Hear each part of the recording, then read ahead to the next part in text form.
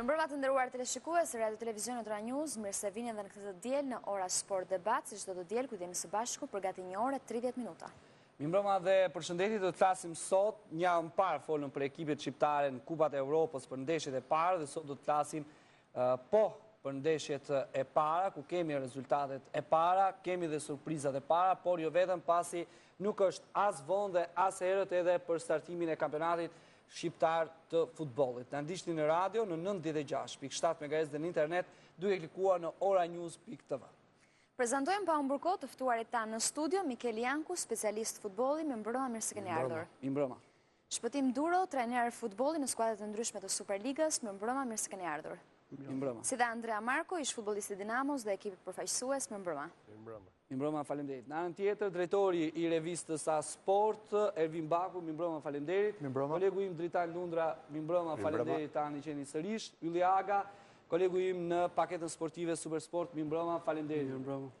Por para se ty më diskutim ndërruar të rishikues, do të shkojmë ndjekim në mënyrë të përmbledhur të dy ndeshjet që kemi të Kupave të Evropës, bëhet fjalë për Teutën dhe për surprizën që mban emrin e Kuksit, për herë të parë historike shnon gol për herë të parë pjesëmarrjen në Europa League, pavarësisht se ndeshja përfundoi në barazim, e rëndësishme është pra hyrja në histori për këtë skuadër. Ndjejmë këto materiale dhe rikthehemi në studio.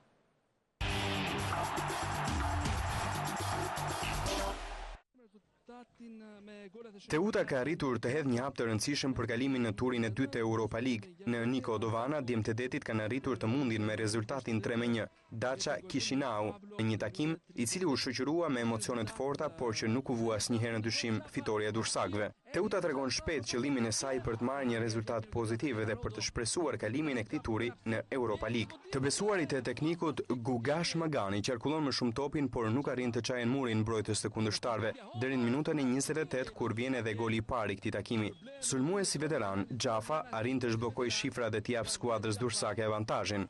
Da Silva shkon në krosimin në zonë, është Daniel Xhafa përpara portierit dhe realizon 1-0. Festa në Niko Dovana zgjat vetëm 9 minuta. Një kundërsulm i shpejt i moldavëve gjen në befasi mbrojtjen e Teutës, që lejon Pavlov të shënojë golin e barazimit. Pjesa e parë mbyllet me barazim 1-1, ndërsa fraksioni i dytë i lojës nis sërish me një Teut që kontrollon topin dhe tenton të riskojë portën e kundërshtarit. Dursakët e kuptojnë se barazimi 1-1 nuk u intereson për ndeshjen e kthimit, ndaj gjejnë motivim për të shënuar golin e avantazhit që në minutën e 68 me autor mesfushorin Dosti. Në të zonës Bledar Mancaku duhet me Iles Skon, gjithë Mancaku shmangen mjaft mirë, më pas këto me kthyer dhe realizohen me këtë çaste. Albi Dosti. Për të vullosur triumfin e parë të këtij sezoni në Europë për Teutën, duhet një Eurogol i Mancakut në minutën e 73, i cili çon shifrat në 3-1. Mancaku kërkon hapësirë, gjithë Mancaku dhe vjen kjo goditje në tregtëm. Spektakolar Bledar Mancaku. Ka që mjafton skuadrës dursake për të hedhur një hap të rëndësishëm drejt kualifikimit, edhe pse duhet pritur takimi i ardhshëm që të mësohet zyrtarisht një gjë e tillë. Ndër 3 skuadra që morën pjesë në këtë tur të Europa League, Teuta bëhet skuadra e parë shqiptare që arrin të shënojë një fitore dhe ka shanset më të mëdha për të vazhduar aventurën europiane. Në kampionat e Superligës shqiptare, Kuksi e ka nisur me një barazim aventurën në Kupën e Europës. Veri lindorët arritën të marrin një rezultat mjaft pozitiv në transfert kundër vendasve estonez të Flora Tallinn dhe duke shënuar kështu barazimin e parë historik në Kupat e Europës. Më shumë se barazimit 1-1, veri lindorët e drejtuar nga tekniku Armando Cungu i gëzohen më shumë golit që në fushën kundërshtare merr vlerë të dyfisht, duke pasur parasysh se ndeshja e kthimit do të luhet në Shqipëri. Ndeshja nis me njëherë me Kuksi në sulm që mundohet të vënë në vështirësi kundërshtarin, por golin e parë të takimit e shënojnë vendasit që në minutën e 11, mesfushori Post merr një asist në zonën nga shokët e skuadrës dhe dërgon topin pas krave të portierit të Kuksit, Halilaj, duke dhënë kështu avantazhin e shpejt skuadrës së tij. Pas shënimit golit, loja e estonezëve bazohet më shumë me kundërsulme të shpejta, ndërsa nga ana tjetër skuadra e Kuksit vijon për të krijuar më shumë raste shënimi, por pa arritur të gjejë rrjetën në 45 minuta të para. Pas shënimit të golit, loja e estonezëve bazohet më shumë në kundërsulme të shpejta, ndërsa nga ana tjetër skuadra e Kuksit krijon shumë raste shënimi, por pa arritur të gjejë rigën e rjedhës në 45 minutat e para. Pjesa e dytë nis sërish mirë për nën kampionët tanë. Në minutën e 52 Popovic jep një asist për mes fushorin e Likaj, ky fundit godet në ecje sipër, por pa arritur të mposht portierin kundërshtar. Vazhdojnë të jenë këmbgulës në këtë fraksion loje, duke kërkuar me ngulm golin e barazimit. Në minutën e 79 Gerhard Progni realizoi golin që i siguroi Kukësit një rezultat mjaft pozitiv në takimin debutues të Kupave të Europës. Me këtë barazim 1-1 mbyllet I gjithë takimin ndërsa stafi teknik të skuadrës së Kukësit ja arrin qëllimit jo vetëm të marrë një rezultat pozitiv në transfert, por edhe të shënoj gol në fushën kundërshtare duke kështuar kështu shanset për të kaluar në turin tjetër. Ndryshe nga Kukësi dhe Teuta Laçe ka zhgënjur në takimin e parë të këtij raundi të Europa League pasi u mposh 1-0 nga Differdange I Luksemburgut. Goli vetëm I këtij takimi u realizua në 6 minuta nga fundi dhe mban firmën e Lebrense.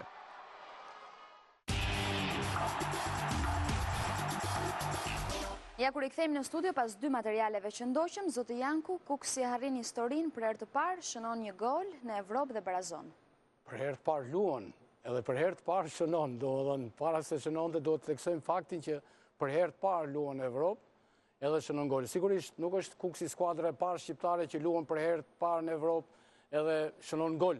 Tu e rëndësishme është që ka krijuar premisat për të kualifikuar, domethënë gjë që unë flas gjithmonë me mbresat e me kujtimet që kam për pjesëmarrjen tonë në ato vite, kur që në short, që në ndeshjen e parë të binte me një nga skuadrat më të mira evropiane dhe duhet të kënaqeshe me një barazim që quhesh një rezultat historik në Tiranë dhe pastaj të mundeshe me një rezultat minimal edhe përfundimisht të eliminoheshe. Më duket se prezantimi I Kukësit ishte dinjitoz, aq më tepër po të kemi parasysh që ishte luaj në transfert. Ka avantazhet e tjera që skuadra e Flora e Tallinit me të vërtetë është një nga skuadrat më të titulluara në kampionatin estonez, 9 herë kampione, ka fituar 6 kupa, 7 superkupa e kudiun, por nuk në kompeticionet evropiane edhe pse ka marrë pjesë shumë në raport me skuadrat shqiptare, vetë titujt domethënë që ka fituar, ja I kanë dhënë mundësinë të ndeshet edhe në Champions, të ndeshet edhe në Kupën UEFA edhe në Europa League, por nuk ka kualifikime. Ky është një avantazh që na ngroh të gjithëve, sigurisht duke pas parasysh Kukësin e kampionatit, Kukësin që të gjithë një gojesh kemi thënë një vend I dytë I merituar. Zoti Duro, juve kush ju befasoi më shumë nga 3 ekipet shqiptare? Sigurisht befasim. Rezultati I Kukësit është pozitiv, patjetër, sepse siç tha edhe Mikeli, ishte era parë që merr pjesë. Sigurisht kjo është historike, pjesëmarrja. Pastaj kualifikimi është pjesë tjetër, por rezultati I ndeshjes parë është I parë, është shumë pozitiv. Ndaj një skuadër normalisht që ka më eksperiencë, por interesimi I këtyre skuadrave normalisht nuk ka të vrullit dinamizmin e skuadrave tona. Padyshim rezultati e Udës ishte pozitiv në fushën tonë. Surprizë ishte humbja e Laçit, që ndoshta gjithë ne kemi menduar që duke patur parasysh një kundërshtar shumë modest, siç është Luksemburgu, menduam që Laçi ka më të lehtë. Megjithatë, janë edhe ndeshjet e dyta, asgjë nuk duhet nxjerrim konkluzione me ndeshjet e para, të shikojmë edhe ndeshjet e dyta, pastaj mund të japim akoma më shumë një pasqyrë më të qartë. Zoti Marko, besonit se Kukësi do të arrinte këtë barazim historik? Nuk jemi ende ke pjesë e surprizës. Barazimi është pjesë e lojës. Besoj që ndeshjet janë me 2 takime, janë ndeshjet të cilët kuptohet që këto do rezervojnë pjesën e surprizës. Kam parasysh do të ishte surprizë kualifikohet Laçi. Do të ishte përsëri do të isha I kënaqur edhe me kualifikimin e 2 skuadrave të tjera. Besoj jemi në një moment ku vështirësitë në pjesën e një organizimi ose një pjesë të një cikli servitor ka vështirësitë e veta, sepse mbas përfundimit të kampionatit fillon një cikël tjetër dhe mbas eliminimit do fillon një cikël tjetër servitor, kështu që kjo është pjesa e dilemës. Besoj që për momentin jam I kënaqur me përfaqësinë e skuadrave tona në këtë turin, në ndeshjet e para të turit parë. Besoj që nuk po futem ke pjesa e interesave ekonomike, sepse shqiptarët ka nevojë për shumë për para. Do të futem ke pjesa e një përfaqësimi dinjitos, ku kam parasysh që historia nuk flet mirë për skuadrat tona në pjesëmarrjen e Kupës së Evropës, dhe besoj që do të isha i kënaqur sikur dy skuadrat tona ta kalonin këtë tur. Baku, më shumë u surprizoi Laçi? Me hedhjen e shortit gjithë pris don ai ekip që ishte më i favorizuar nga shorti ishte Laçi, duke pasur parasysh që përballë ka amator, pra luksemburgrasit punojnë dhe stërviten dhe po mos harrojmë që Luksemburgu na ka mundur 2-1 kombëtarën e Shqipërisë. Laçi bën një përfaqësim shumë dinjitos, biles UEFA në faqen e saj ka kushtuar një faqe speciale, domethënë ngjitjes së Laçit nga kategoria e parë në superiore dhe në Kupat e Evropës dhe barazimi Laçi, Kuksi. Po, Kuksi. UEFA ka publikuar Kuksin në stadium. Kuksin, jo Laçi. Më fal, si ishte Lapsus, jo, po flisja për Kuksin. Pra dhe barazimi vërteton plotësisht atë ngjitje solide të Kuksit, dhe nga ana tjetër Durrësi Teuta arrin një fitore bindse 3-1 në fushën e saj, por unë do të thoja që nuk ka vend për eufori dhe trim me këmbë në tokë, sepse kemi arritur rezultate shumë pozitive dhe për mua edhe Laçi, i cili është mundur në Korçë nga amatorët e Luksemburgut, për mendimin tim e ka ndeshjen e hapur, sepse po të shinoj një gol, është ndeshja në lojë, dhe të trim me këmbë në tokë, sepse eksperienca e kaluar e ekipeve shqiptare ka treguar që ne kemi psuar goleada në transferta, dhe këtu kam parasysh që sidomos Teuta, biles mua më pëlqeu reagimi i presidentit Asambeliu, i cili tha është 50 me 50, 55 me 45, pra ai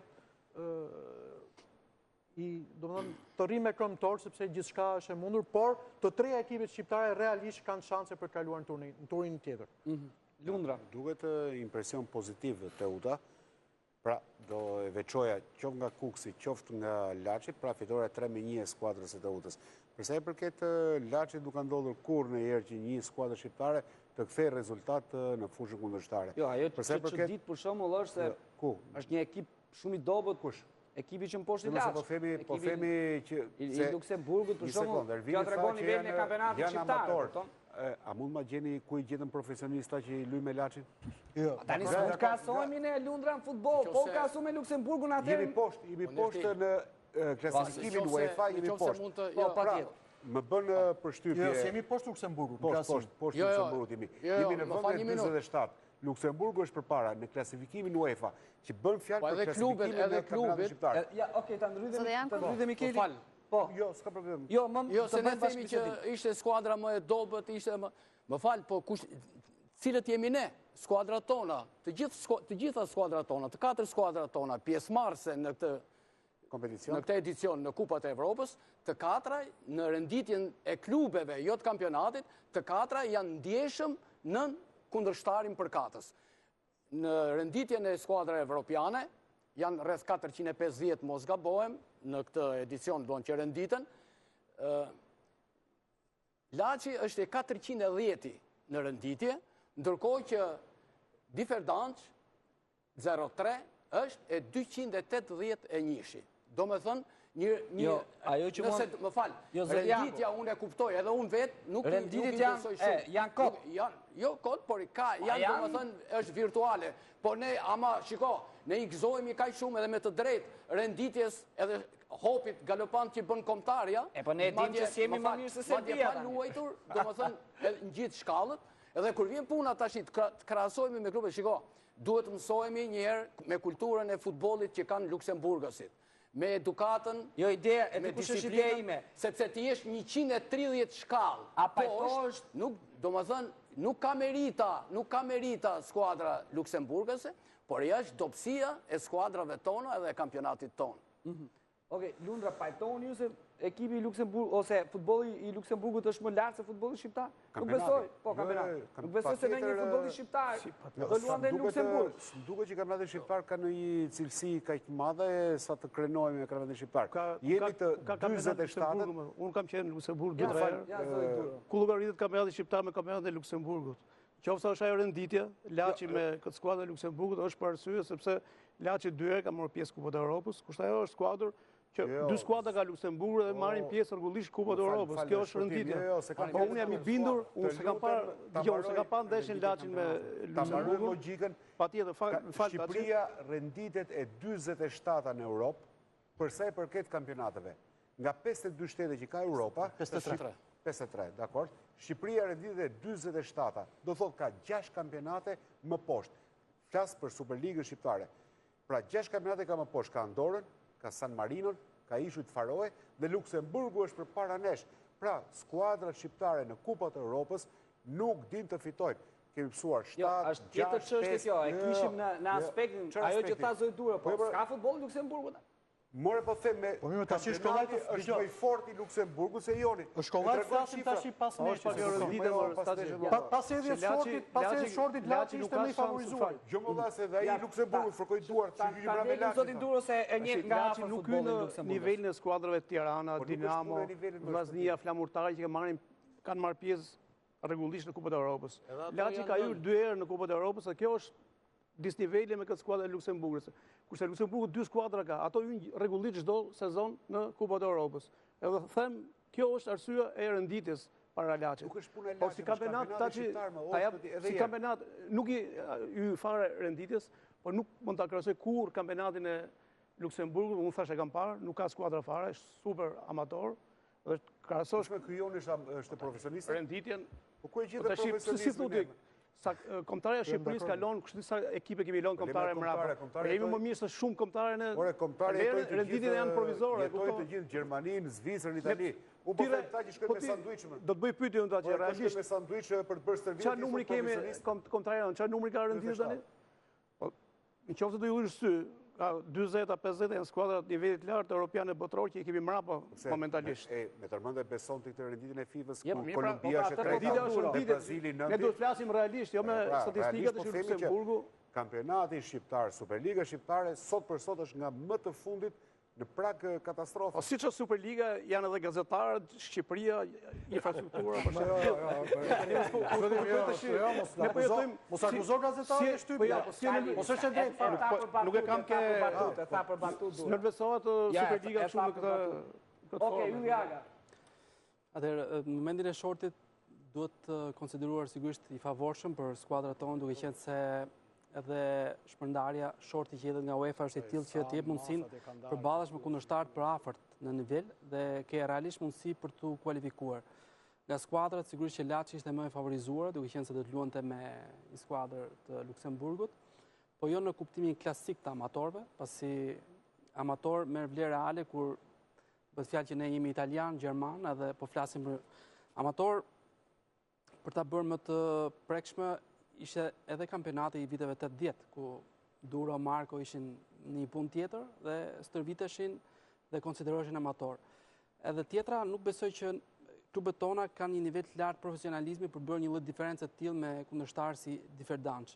Kjo është vetëm në aspektin e vendosjes në një balancë të ekipeve përpara se të vjen në fushën e lojës, duke qenë se në të skuadrat tona normalisht ishin më të favorizuara mbi gjitha Laçi, gjithashtu edhe skuadra e Kuksit, pavarësisht se është debutuese, është një skuadër e cila është e investuar, është një skuadër e kolauduar, kishte vështirësinë që të përballemi kundërshtar në aktivitet, në një fushë në cilën ishte e panjohur për të, në një udhtim disi të lotshëm, gjithsesi ka marrë rezultat goxhat të favorshëm 1-1, i është afruar ndjeshëm kualifikimit.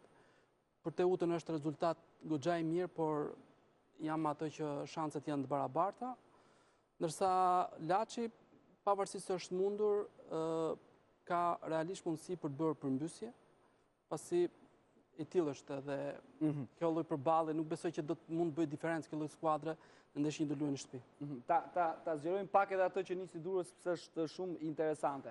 Ju, Agas, si mendoni? Fitoi jo amatorizmi i ekipi Luksemburgas, por eksperienca, duke u nisur nga që tha Duro se janë dy ekipe dhe çdo vit marrin pjesë në Evropë, dhe Laçi për shembull i bie një herë në 5 vjet apo ndoshta më shumë. I besoj asaj që çfarëdo që të bëjë një skuadër përfaqësuesi e kampionatit shqiptar, realisht e ka të pamundur për të bërë diferencën dhe për të luajtur si favorite në fushën e lojës përballë çfarë do të kundërshtari. Ne do të ishim të favorizuar në momentin që do të përballeshim me kundërshtar i cili do të na nënvlerësonte. Por ne e kemi të vështirë të imponohemi kundërshtarit të tillë dhe nuk kemi pasur mundësi ta ndjekim ndeshjen, por fakti që është pësuar në fund tregon një lloj tendence që ndoshta Laçi e ka munduar mosgjetja e golit dhe në fund edhe është ndryshuar. Ajo që penalizoi Laçin është dhe mos harrojmë domethënë që u luajt në Korçë. Ka lidhje? Jo, ka lidhje se u luajt pa tifoza. A mirë? Kështu që domethënë është një farë, nuk patë brenda territorit luajt. Po dakor, po nuk pati përkrajën e publikut të saj. Të tillë. Një pyetje është tim tjetër, luajt Gjemal Stafa. Ne merremi Laçivet, po mua që më bën përshtypje është e pesta herë që jep dorëgjën trajnerit dhe 5 herët ka thënë lojtarët s'u bindën. Atëherë unë këtu ota thot troç, lojtarët më shitën ndeshjen dhe Laçi humbi se lojtarët më shitën ndeshjen. S'po bën më lajme, sepse ai ikën dak vjen gjithë nuk për mua për shkak absolutisht. Del trajneri dhe thot, ajo është jap dorëgjën. Është e parëndësishme. Si është e parëndësishme. Dali trajneri dhe thot, lojtarët nuk u bindën. Unë nuk e di, se ka marrë për dore... është me ambiguitet që nuk mu bindën. Ajo çështje personale e një trajneri. Ajo është më mendon, por mu s'po bën lajme. Si s'mu bindën lojtarët? Po, sepse ashtu e ka menduar. Ka kriju vetë. Ne do të dimi gjë, shiko, problematika pra ne edhe ka pjesë e debatit dhe më mirë të bëjmë pak debat. Në pjesën e kësaj ne duhet shkojmë një herë se me çfarë skuadre si është përgatitur Laçi. Si ka ardhur Laçi për ta fituar çfarë në aspektin e përgatitjes fizike, në aspektin unë besoj që në aspektin e merkatos ka divizitet jashtëzakonshme. Në pjesën e trajningut ka mungesa sa të duash, duke i referuar kondicionet lojtarëve, ardhja në formë lojtarëve të përgatitur në aspektin psikologjik për ta fituar këtë ndeshje. Kështu që transferta përsëri në një qytet tjetër përsëri ajo ka domethënien e vet. Në raportet ne, kur jemi të përgatitur ne, historia nuk flet asnjëherë për ne. Pjesa e stërvitjes nuk flet asnjëherë për ne. Pjesa e merkatos nuk është asnjëherë për ne. Ja rastësor edhe pjesëmarrjet në Kupat e Evropës besoj të skuadrave tona këto, sepse kemi lënë jashtë Vllaznin, kemi lënë jashtë Flamurtarin, kemi lënë jashtë Tiranën. Domethënë, kemi hequr një eksperiencë të madhe në pjesëmarrjen e Kupës së Evropës dhe përfaqësohemi me skuadrat. Kanë hequr veten ata. Mirë, ne po flasim për momentin, në çfarë momenti ndodhen skuadrat të cilat përfaqësojnë. Nëse Kuksi na përfaqëson, domethënë për herë të parë në Kupën e Evropës, është surprizë. Ne duhet të dimë një gjë, sepse dikush thotë, mirë ja ka lumë turnin e parë, ke turnin e dytë ku do shkojmë. Prandaj ne duhet të jemi koshient. Nëse nuk do bëjmë organizim, klubet tona janë klubet pa organizuar fare, klubet tona kanë mungesë pjesë në aspektin e pjesës financiare, kanë mungesë në pjesën e fushave të stërvitjes, kanë mungesë në pjesën e organizimit të klubeve. Në bazë fillestare si klube, ekipet bën në sekondën e fundit. Unë po jo them me sinqeritet, të gjitha ekipet do shpërbëhen. Nëse eliminohet Teuta, nëse eliminohet dhe Laçi, do të shikojmë që grupi lojtarëve nuk do të jetë ai që është për momentin. Pra do ndryshojnë, janë. Jo, tërë këtyre që numëruan antedoptat që në një farë mënyrë e ulin atë përshtypjen edhe figurën e kampionatit tonë dhe pastaj edhe të skuadrat, unë do t'i shtoj edhe infrastrukturën. Unë e quaj shumë preokupante, madje edhe diskutimi edhe në gazeta, me këtë fakt duhet niste, edhe mund të niste, që nga 4 skuadrat që marrin pjesë në kompeticionet evropiane në këtë edicion, 3 i luajnë ndeshjet jo në stadiumet e tyre, sepse nuk certifikohen nga UEFA që janë në gjendje për të pritur një ndeshje të këtij niveli, të rangut më të ulët, të raundin e parë. UEFA ka certifikuar që Gjemal Stafa nuk certifikohet nga një stadium tjetër të Shqipërisë. Po nuk i ka certifikuar, pra kjo tregon që ja ky është niveli i skuadrave tona, ja ky është niveli i futbollit tonë, në pikpyetje është edhe stadiumi i Skënderbeu. Pra edhe Champions League mund të nuk shkon me ajo shprehje, ama se bona për Albania, tash do na lejojnë. Vjen një moment që UEFA i di që këto janë kushtet në Shqipëri. Janë rritur kërkesat edhe Shqipërinë do ta shikojnë, e kanë vënë tash në nivelin e skuadrave të tjera. Ylli? Jo, Ylli me Ylli po diskutoja për punën e Skënderbeut. Vërtet interesante. Do luaj apo s'do luaj Skënderbeu fushën vet. Po lajmi i fundit është që do të luaj apo do ti në rekord do t'i bëjnë ato kë. Po një vit kohë kishin. Jo, fali sekondë. Një vit kohë që vitin e kaluar. Jo rrugë, vetëm është ka dhe një gjë tani, sepse të bësh një stadium nuk mund ta bëj një president. Është rregulli UEFA. Ajo infrastruktura është çështje shumë e gjerë. Është rregulli UEFA-s që ndeshja Champions League-s nuk mund të luhet më shumë se 100 kilometra nga aeroporti. Që do bëjmë aeroport, do bëjmë Korçë të shi? Po jo pra jo, është puna e mbështetjes të stadiumit Korçës dhe ato do ta bëjnë. Do ta bëjnë. Mirë pra, që është e infrastrukturës? O Baku, është e shtetit. Një vit kohë nuk i doli se që nga kjo vretje dhe kjo tolerancë që ka lejuar që në vitin e kaluar. Po mi pra vjet janë akredituar. Dhe tash ne rrim prapë me shpresën, inshallah nuk na e shohin, që prapë si kemi vënë ato mbështetëset. Po mi pra vjetu akredituan, tashti lajmi i fundit është që ato mbështetëse do t'i bëjnë dhe ndeshja do t'luhet në Korçë. Ky është informacioni i fundit. Tani, a do t'arrin t'i bëjnë në një kohë rekord? Se çalon futbollin shqiptar nga ndeshja ku do luhet, Po pse jo më burr, po ti po eliminon fare tifozat. Po eliminoj tani, UEFA e di këto kush ka Shqipëria, nuk e faj as i Skënderbeut, as i Tiranës, e bën shteti në bashkëpunim me grupe tjera biznesin. Ne s'kemi stadium kombëtar, në Qajmë Hallën s'ka stadium Skënderbeu. Problemi është në tillë që në moment që ti do të jesh pjesëmarrës në Kupat e Evropës, duhet të përshtatesh kushteve të licencimit të përcaktuara nga UEFA. Një ndër to është dhe stadiumi që duhet të jetë me ndëjse të përshtatshme, gjë të cilën një pjesë e madhe e stadiumeve tona nuk e kanë, jo rastësisht nuk luajnë në shtëpinë e tyre, dhe më mirë investohet më pak përsa i takon merkatos lojtarëve apo shpenzimet bëra për këtë qëllim dhe të krijon kushtet e stadiumit, i mundësosh qytetit që të shoh skuadrën aty, sa hapemi. Pa çështje gjerë kjo, apo jo? Jo, kjo është çështje prioritetesh. Prioriteti është që ndërtosh një stadium sipas kushteve që duhen, në rast se do të marrësh pjesë dhe të marrësh dhe prytet e atij lloji investimi që tifozët vinë në stadium, paguajnë biletën edhe ti arkëtosh ata.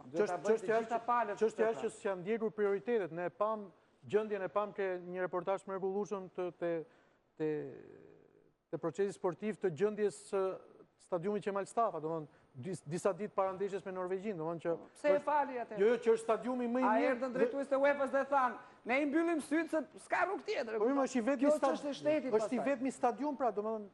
Jo se s'duhet bërë, po ç'është e shtetit, më mirë ajo që tha Marku, këtu ka probleme në organizimin e klubeve. Jo, dhe është për të thënë që të gjitha kuptojnë, nuk është puna e federatës në ndërtimin e stadiumit. Stadiumin e ndërton shteti.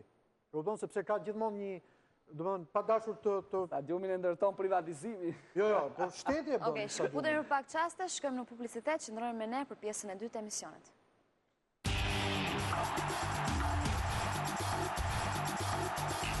Ja kur i kthehemi në studio në pjesën e dytë të emisionit, zoti Janku, sa mundësi reale ka Skënderbeu si ndaj një ekipi si Neftçi të Azerbajxhanit? Mundësi reale. Skënderbeu, atë që thamë deri tani, normalisht do të luftojë, do të përpiqet që ta shfrytëzojë këtë mundësi, duke konsideruar edhe skuadrën kampione të Azerbajxhanit si mundësinë më të mirë në raport me shanset e tjera që mund të kishim, kur përballë mund të qenë skuadra, doon kundërshtar më të fortë, me një nivel më të mirë të futbollit në përgjithësi. Megjithatë, unë përsëri jo se i besoj në mënyrë të verbër rënditjes dhe diferencave që kanë në tabelat e ndryshme që ka UEFA, FIFA, më the thash, por kur diferenca është në 100, atëherë unë filloj dhe vë pikpyetje në një farë mënyre. Pra, Skënderbeu me Neftçin e ka diferencën 228 me 326. Neftçi ka marrë pjesë shumë më tepër. Më prekshme profesor është që ai ka buxhetin afër 10 milionë euro. Buxheti ajo është. Tash po vazhdoi domethënë. Është skuadër e krijuar 137-ën, ka një traditë. Ka 2 stadiume, jo se i ka të vetët, po ka 2 stadiume ku luan atje, një stadium ka hershëm.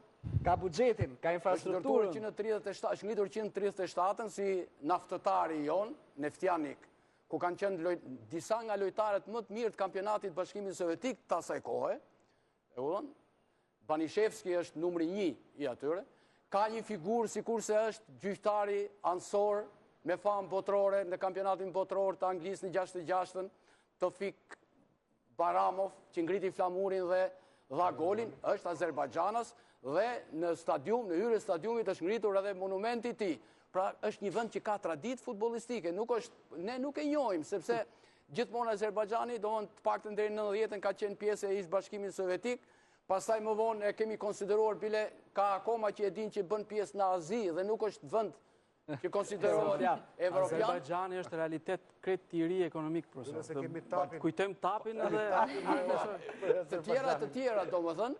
I ke lojtarë ta më të mira, golli e to që luajnë në Azerbajxhan. Dhe lojtarë të tjerë, shumë lojtarë të mirë, edhe aktualisht edhe në skuadër, ka lojtarë edhe një lojtarë nga Kili, ka lojtarë brazilian. Ka financa dhe ka infrastrukturë. Pa tjetër, ka financa, sepse vetë. Për Nafshi, mua më trëmë Skënderbeu. Ka zhvilluar 4 ndeshje misore, ka pësuar 15 gola. 16. E thashtë kjo është hyrja, më trem forma e bërë këtë hyrje, do më thënë këshu, që jo për, si me thënë, për të kryuar opinioni që ne nuk mund të mundim të skuadër, absolutisht, por për të thënë atë që mos të quajmë, si kur se po bëjmë mirë atët Luksemburgut edhe e pranojmë edhe se pranojmë. E pranojmë me bindje për atë që çfarë paraqet futbolli i Luksemburgut, por shifrat me gjithë atë të rrëzojnë. Me gjithë atë në fushën e lojës gjërat përmbysen dhe dalin aty vlerat reale. Ndërsa me Azerbajxhanin duhet jemi shumë të matur, shumë të mobilizuar, shumë të organizuar, aq më tepër po të kemi parasysh që Skënderbeu në shoh në këto në muajin e fundit shumë të... Jo me Azerbajxhanin, me Nefçin. Me Nefçin e Azerbajxhanit. Një lojtar është nga Azerbajxhani. Të gjithë tjerët janë të huaj. E kuptoj se do ta diskutoj edhe këtë temë. është tjetër punë se edhe ne kemi lojtarë që vinë nga skuadrat e tjera, por varet se çfarë lojtarë është. Nuk vlem super shqiptar lojtar 600.000 euro siç ka bler Nefçi. 600.000 euro kontratë lojtarit. Ata janë super favorit. Don Skënderbeu mund të ketë një 10% shans. Plus pastaj unë këtë doja të thojë tani që Skënderbeu domthon ka ardhur edhe duke i zvogluar vetë shanset me mënyrën si po e trajton skuadrën, si po veprimet që po kryen, largimi i lojtarëve i dy sulmuesve kryesor, mirë që Pejić u kthye, e kupton? Pra e gjithë kjo situatë nuk flet në të mirë, megjithatë ne jemi dëshmitarë edhe që në ndeshjet kur luajmë për shembull në ndeshje të tilla, mund edhe diçka por është gjë e sforcume, edhe nuk mund ta varim, si me thënë Skënderbeun, nëse atje në Baku nuk arrin dot të çajë. Përgjithësi do mbajnë ta pra tifozët? Si ish trajneri Skënderbeu, duke e njohur këtë skuadër, besoni se do të kualifikohet në Champions League? Nuk ka gjë absolute. Jo më ka të ndërhyra pak më parë, për arsye sepse niveli kombëtar tonë normalisht ne kemi luajtur me Azerbajxhanin është shumë momentalisht është shumë i lartë i joni. Po këtu nuk ka problem ekipit kombëtar, këtu ka problemi i skuadrës. Skuadra e Nefçit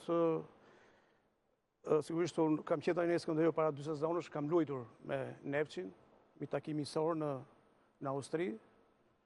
Është po ajo skuadër po thuj 90% e para 2 sezonave, që i bëjnë ndeshje të mirë, pavarësisht se është ndeshje miqësore. Dolën barazim, po është një skuadër shumë e fortë, me investime, me futbollistë, me 6-7 brazilian.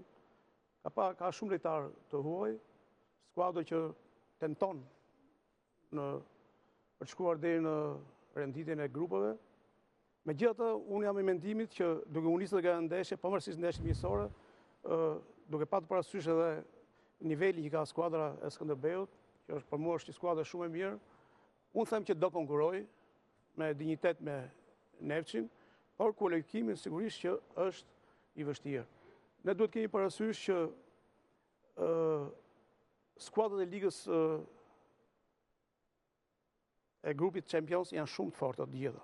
Me parashtim unë i pash renditjen 2-3 skuadra që Skënderbeu mund të imposhte, pati një fat vitin që kaloi me Debreçenin, që ishte një kundërshtar normalisht shumë më i dobët se Nefçi, se Apoeli që unë kam luajtur para 2 sezonësh. Unë them që do konkurroj, por që do gjitha parametrat normalisht skuadra e Nefçit është më lartë për sa i përket investimit. Kurse përket ndeshjeve miqësore sigurisht që unë jam dakord me këto që është shqetësuese, por nuk është vendimtare absolute, sepse nuk mund të komentojmë në situatat tani, e ke parasysh, sepse po të hyjmë në ndeshjet miqësore edhe unë për shembull isha tani në Skënderbeu para 2 sezonësh, në Austri pata rezultate shumë mira, me Shakhtar 1-0, me 1-1 me Nefçin, po erdhi puna me Apoelin. Jo se Po Apoeli shkoi në fazën e grupeve. Jo, Apoeli është nivel i lartë, ashtu si edhe Nefçi.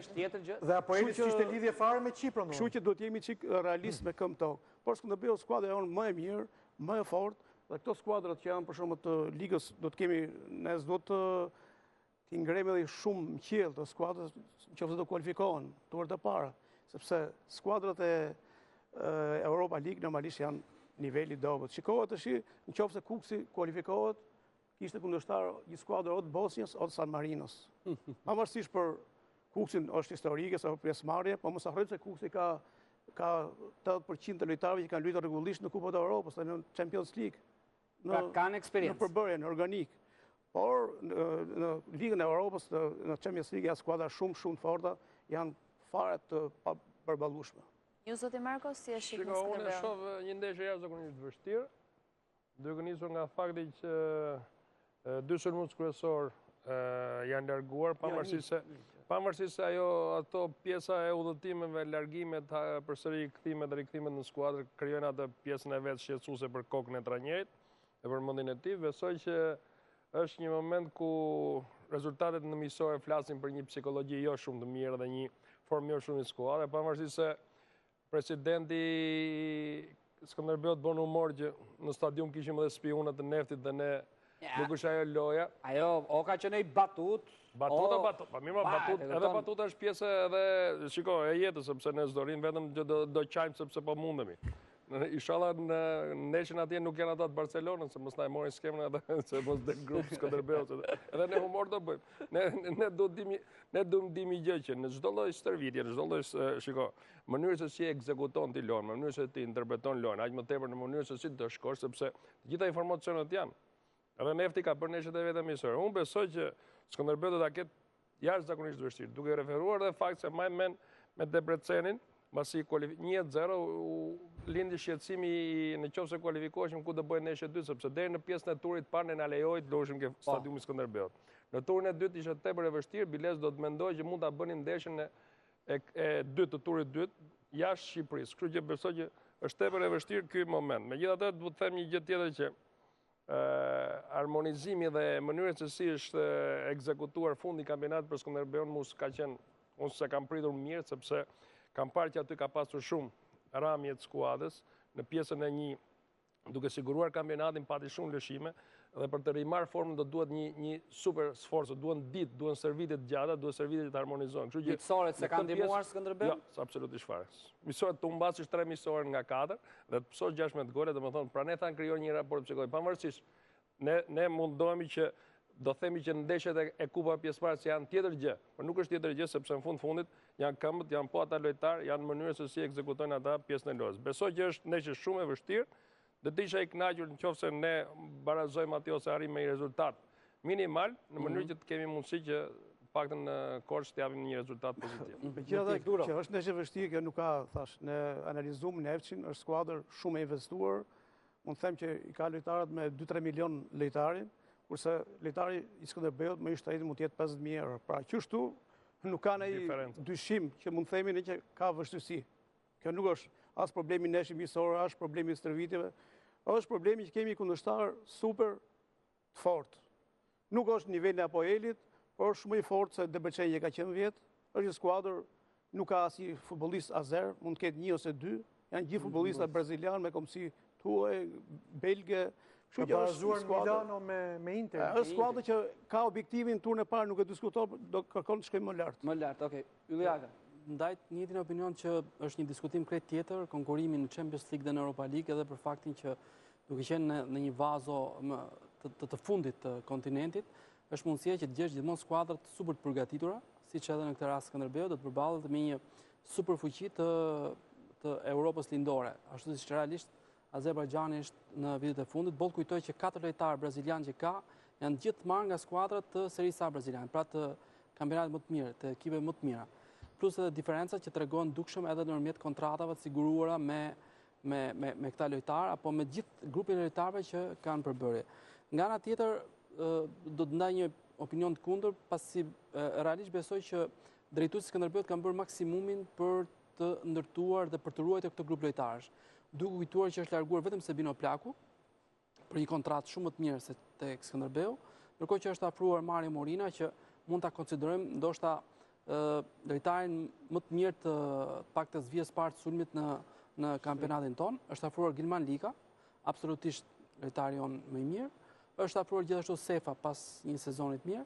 Është ruajtur gjithë grupi lojtarëve të sezonit kaluar dhe realisht unë besoj që kjo është maksimumi që drejtuesit e një klubi mund bëjnë për ta përfaqësuar skuadrën në Champions League.